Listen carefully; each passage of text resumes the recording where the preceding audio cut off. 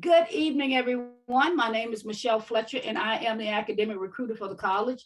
Thank you all for joining us this evening in this information session.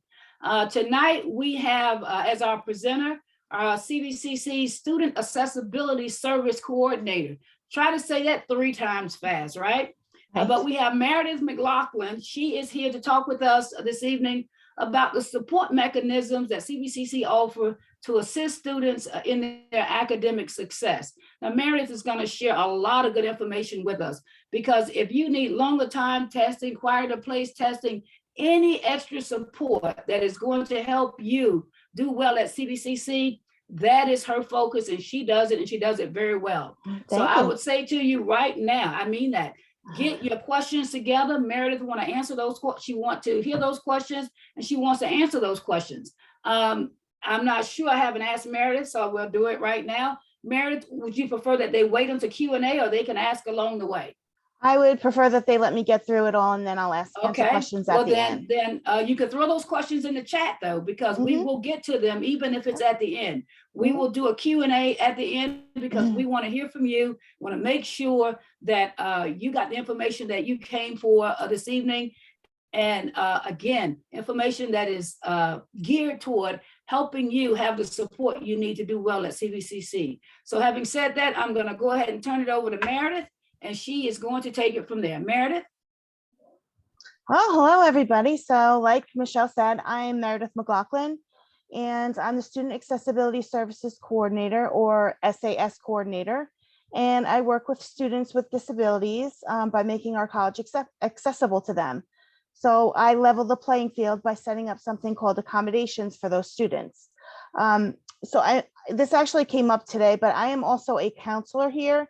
I had a student ask me today if I do both, because he looked up my email address on the website and he found out that it said Student Accessibility Services, so he got confused.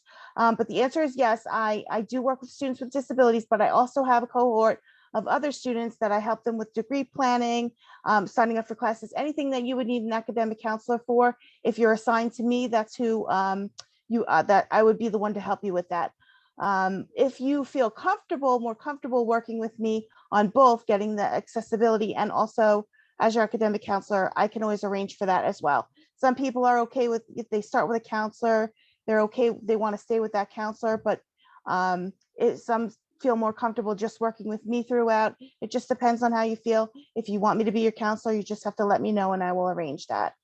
So what are accommodations? So accommodations are supports and services that are provided on college campuses, so qualified students with disabilities have equal access and opportunity to benefit from classes, programs, and activities. They're provided to any student taking a course with the college, so that includes any dual enrolled students and any homeschooled students. So a few examples of accommodations, like Michelle was saying before, you could get extra testing time. Some students need read aloud for testing. Maybe you might need a reduced distraction room to take your test in. You might need to record the lectures, or you may need to sit in the front or the back of the room by having priority seating. I had one student actually come to me. She needed a certain type of chair for a classroom. So I did make arrangements and I got that set up for her. The accommodation must be related to the type of disability though. The chair that I put in the room, I'm sorry, my other phone is actually ringing. I apologize. Okay, so like I said, the disability, the accommodation has to be related to that type of disability. So the reason why she needed that chair was because she had lower back pain, and getting the chair for her was the accommodation. It was related to the disability, which was back pain. So when someone has a physical disability, I know we can see that a lot of people, you'll see somebody in a wheelchair, but a lot of disabilities are not visible. So I do help people with physical disabilities, but I also help students with any medical or psychological or psychiatric disabilities. So that would include things like ADD or ADHD. If you have anxiety or depression or bipolar disorder, learning disabilities, anything medical. I also work with students who have had an IEP or a 504 plan in high school. One of the other things it's also good to know is if you have any severe allergies. Like, so if you were, say, allergic to tree nuts, you would want to make sure you let me know that so I can notify the teacher that that you have this, so that they know that you have an EpiPen. Or say you're in a lab and somebody was eating tree nuts before class and they touched something, they touched the microscope or something, and then you touch it. It's just good to know. It would just be a general announcement that somebody in here has an allergic reaction to tree nuts, and to be cautious of that so that they don't have a reaction. So you'd want to have the accommodations in place when school begins, but you can ask for them anytime during the semester. Although I always request that you don't do it before the day before the final. I know many students want to try to take college courses without any help, because maybe in high school you've always had help and you want to see if you can do it because you think there's a stigma or that a label will be put on you. Don't think that. They're only seeing your accommodations, that nobody will know about it because I keep it very quiet. I encourage that you talk to the teacher. If you want to keep it private, go to their office hours to discuss your accommodations. I will not tell anyone your diagnosis, so nobody will know that unless you tell them. The letters will only have the accommodations listed. They won't have your diagnosis. A lot of the times, students will come to me after the first test or after the midterm, and then they ask that they get accommodations, which is fine. I, of course, will do whatever I can to help. But it's better option would be to have them in place first and then use them when you need them, because just because we put them in place and everything, it does not mean that you have to use them. Some students with testing accommodations, you may realize that you're okay with taking the test in the classroom. Maybe you don't need the extra time. You don't have to use it just because I set them up. No matter when the instructor receives the letters too, they have to honor them. So once I give them to them, they have to put them in place. If they don't, you're going to let me know that, which they will, because my instructors are really great here. I never have any issue with any of that. So, but if it ever comes up, I would want you to talk to me about it. And when you wait for the accommodations, if you wait halfway through the semester, they're not retroactive, so I can't put them in place for something you did last week. I can't allow you to retest them to get the extra time. So you'd want to make sure that you have them in place, early enough so that you don't miss out on having them. So like I said, I keep any of the diagnosis you have, I keep it private, I keep it confidential. Any documentation that you give to me is locked up. I don't discuss your diagnosis with any of the instructors. I also don't, even if you ask me, I also won't tell the instructor your diagnosis. I feel like that's really your information that you would want to tell them. Sometimes I tell students, it may be helpful to tell the instructor, like say you have a learning disability, say you have dyslexia, talking to your English teacher about that might help you. It helps them to help you. So, but it's up to you. You do not have to say anything. That's the whole point of having accommodations, so that you don't have to say anything. But like I said, sometimes it could help them to help you. So when you want to meet with me, the best way would be to make an appointment with me. I know a lot of you will be working with your navigators in the first place. Those are the people that you work with to get onboarded here at CVCC. They could give you my contact info. They can even make an appointment directly with me too. They could show you how to make an appointment. You can call the front desk in the counseling office and they could set up an appointment. You can email me, you could call me. So there's lots of ways to get in touch with me. I will also put my contact information in the chat if you want to reach out to me privately, even if you want to do it soon. I don't know if you are all coming for summer or for fall. The sooner that you get to me, the better, because sometimes it does take some time to get everything I need. I have to meet with students. So here's another thing. I know that your parents do want to help you, but it's really better that you're part of the meeting, that they are part of the meeting and not taking over the whole meeting, because I want to hear from you. You guys are the expert on you. So I would want to know what you're going through, because your parents' idea of what you go through could be correct, but it may not be everything, or it may not even be right at all. So I would rather hear from you, like hear everything coming from you. It's just better. It helps me to help you better. you may not even know what you need either. So talking to me about it might be helpful, because then I could really assess what I think you might need, or we can come up with ideas together. I could always change your accommodations as needed if something comes up. So my process is to get accommodations. So obviously you'd make an appointment with me. I will give you an application to fill out, and you'll give that back to me. We'd set up an appointment so we could talk about what your disability is, what we think your needs are. Sometimes when you're a new student and you haven't started classes here yet, maybe you've never had accommodations before. Sometimes it's helpful to start class first and then speak to me about what you think you might need, because you just might not have any idea of what's going to be involved with taking a class here. So that's always an option to start first. Then I asked for documentation. So documentation could come from a medical doctor, a psychologist, a psychiatrist. It could be the IEP, it could be your 504 plan, but I will discuss that with you when we meet up together, when we have our appointment. The next step after I receive the application and I meet with you and I get documentation, the next step would be that I would write up the letter of accommodations. So what that's going to have listed on it, it's going to have the law of the ADA law on it. Underneath that, it will have the semester and that semester's classes written in it on it. And then it will have the accommodations listed. And then on the back of it, it will have your responsibilities as well as your teacher's responsibilities. So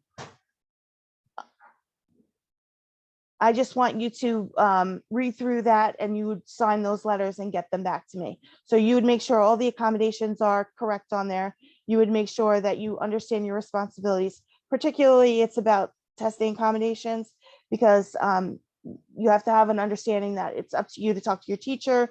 When you have tests coming up, you have to reserve a testing room. So there's a little bit involved there, but you could always ask me questions about it if you want to, if you need to. The instructors will then give you the accommodations based on what I wrote in the letter. And like I said, if they don't, you let me know. It's your responsibility to reach out to me initially. And it's also your responsibility to reach out to me every semester that you want accommodations.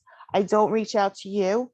It's up to you. Some students may decide that they don't want them anymore, or maybe you forgot or whatever, but it's not up to me to reach out to you to tell you to get accommodations, because I'm not sure that you might want them.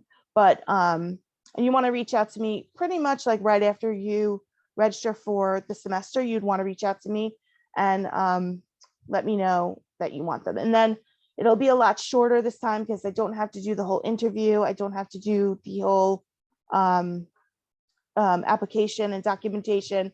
I pretty much just update your letter with the new semester classes on it and send it out to you to sign. We don't have to do the whole thing again. Also, there are a lot of online classes, and I know students think that just because that they're taking online classes that they cannot have any accommodations, but you can. So make sure you reach out to me. If you have a disability you don't even know, or medical disability or anything, if you feel like you can't get any kind of accommodation, talk to me. If you're not doing well, I want you to talk to me. Let me help you. I don't want you to have any barriers to getting doing well here. Don't let it stop you from coming to CVCC either. I'm here to help you. So then the last piece that I want to talk to you about is service animals. So we don't allow service animals on campus. We don't allow, I'm sorry, we do allow service animals on campus. We don't allow pets, and we don't allow emotional support animals.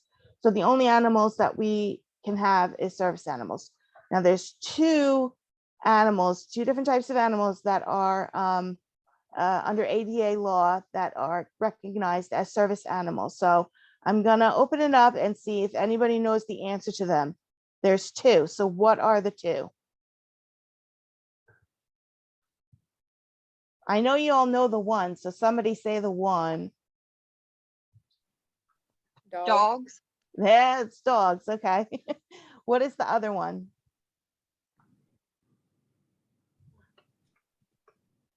No, Cats. not cat. Does anybody own a cat? A cat would be like, get it yourself. Well, I figured. I know sometimes they have them in hospitals, so I wasn't sure. So that would probably be considered emotional support. So service animal has to do a particular task for a person. The other animal that is recognized by ADA is the miniature horse. So I haven't had one yet, but I think it would be interesting. And the reason why they allow miniature horses because they are stronger than dogs, so they can pull you if they need to, and they actually live longer than dogs, so you have them for longer. So, but anything that you have any questions about with disability or anything like that, just reach out to me either way. If you don't even feel like you can have just any question at all about disability, please come to me, come see me, and we'll talk about it. So, okay. So I'm going to open it up to questions now. If anybody has any questions, I know you probably don't want to, I wouldn't want anybody to disclose their disability here in this room because we're being recorded, and I just would prefer that you don't talk about that. But if you have any questions about anything else, let me know. Well, Meredith, I'd like to say something. Okay. Before while they think about their questions, we'll give them a few seconds, a few minutes to get their questions together. Okay. First of all, I have a dog, and on a scale of 1 to 10, a cute scale, he's a 12. He is. But I might trade him in for a miniature horse. I'm giving that some serious thought this evening. Oh, you can't trade him.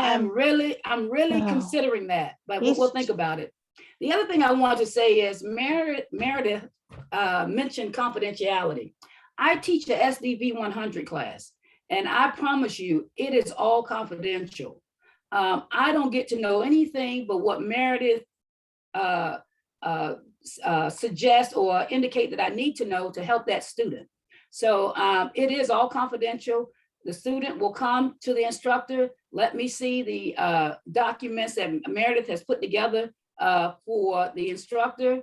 If it says longer time testing, guess what? I'm going to offer that student longer time testing. They need a quieter place. Guess what? I'm going to offer them a quieter place. But there's nothing that's going to breach your confidentiality that's just not shared with the instructors. So I just wanted to kind of punch that a little bit and just say that is definitely indeed the case.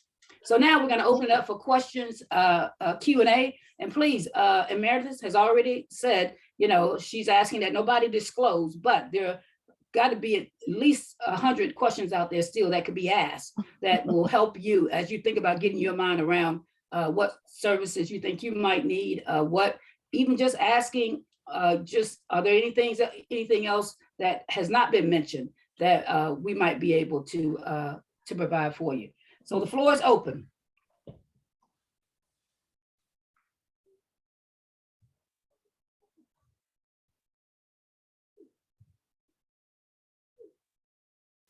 Any questions? No? Well, we won't embarrass anybody, and because this is a very private and confidential kind of topic, and the fact that you guys are on here this evening, I appreciate that. Meredith appreciate that immensely. So let me say this, these sessions are recorded, and so you can find them on our website. If you go over to our homepage, look over to the right, there's a tile that reads information session. You can go in there, find the session, which is Student Accessibility Services, and you'll be able to sit and listen to this recording again and again with your parents or whoever you want to share this information with. And I encourage you to do that. Now, today is Tuesday, so this recording probably won't be available to maybe about the end of the week. So we will get it posted. At that particular site, you will also see a lot of the other sessions that we've done. If it's highlighted, that means you can click and listen in. If it hasn't been highlighted, then you'll see a date that indicates when that session is going to be offered in the future. So I would encourage you to go to the site and take a look at what we've already, presentations that we've already done. And I would definitely ask you to join us again for a future session, because these sessions are happening on Tuesday evenings from 6 to 6:30 is when we host these sessions, and they will go throughout, I think, April or maybe the first part of May. So by all means, check out what's coming up in the future and feel free to join us. All right, before I close it off for the evening, I'm going to ask one more time, any other questions? Anybody have any remarks or concerns, anything you want to put out there? So Michelle, there's two people that made comments in the chat. I put my email address in the chat as well. So Okay. I'd like them both to send me an email so that, one, to make an appointment, two, because, well, it looks like they're both for appointments. So Okay, I would like you both to email me so that I can get back to you about that. And it looks okay, like Peyton, the- go ahead. Okay, I'm sorry, Peyton, go ahead. Okay, so my question I did post in chat, but I just figured, would you rather me email you about it, or can I speak to you now about it, or? You can speak to me now if you'd like, Okay, if you feel so, comfortable. all right, so as I said in chat, I have got my days and nights mixed up. So I've missed my appointments with my navigator. Like I had one scheduled today for 4 o'clock and I missed it. Okay. Is there a way that I could switch to somebody, maybe if that is during the afternoons, that I could get with later on until I get my days and nights right? Or what would I do about that? Well, so I can, it depends on who your navigator is. So I could try to get you set up if you could reach out to me tomorrow. Okay. Yeah, so I would start with just send me an email reminding me to look into it. You could do that tonight and I'll look into it tomorrow. And I will see if I can get you set up with somebody. Is there a specific day or something that you need for it? No, there's no specific day. I just, like I said, I just got them mixed up. I got to figure out how to get them back right. It's just a little hard. Okay. So no specific day. Just, Do you know who your navigator is? yes, her name's Brittany. Cochran. Yes, that's exactly right. Yeah, so I just send me an email and I'll see if I can, are you free tomorrow? Yes, ma'am. Okay, so I could try, I can't guarantee, but I could try to see if I can get you guys in contact with each other tomorrow. Okay, that would be perfect. Okay, so like I said, just right when we get off here, just send me an email, let me know. Same thing with Alexandria, you also, I would like you to send me an email as well. So that way Okay. so we could set something up where we could talk more in detail about Yeah, things. that sounds great. Be very helpful. Okay, good. That's what I'm here Anyone for. else? Anyone else with any questions? Okay, then, well, listen, thank you all again so very much for joining us this evening. And we are going to, at this point, end the call for this session. And like I said earlier, we would love to see you in a future session, again on Tuesday evenings from 6 to 6:30. Thank you and have a nice you. night. You, everyone. Thank you. Bye. Thank Bye. you. Good Bye. night.